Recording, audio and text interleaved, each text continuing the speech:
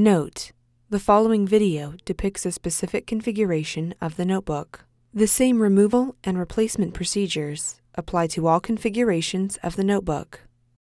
Before you begin, remove the base enclosure, battery, wireless module, solid-state drive, heatsink assembly, power button board, system board, and right speaker.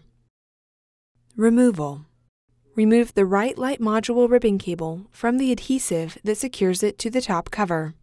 Remove the right light module from the adhesive that secures it to the top cover.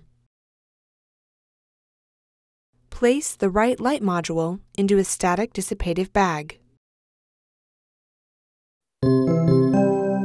Replacement: remove the right light module from the static dissipative bag. Place the right light module into position and apply pressure to adhere it to the top cover.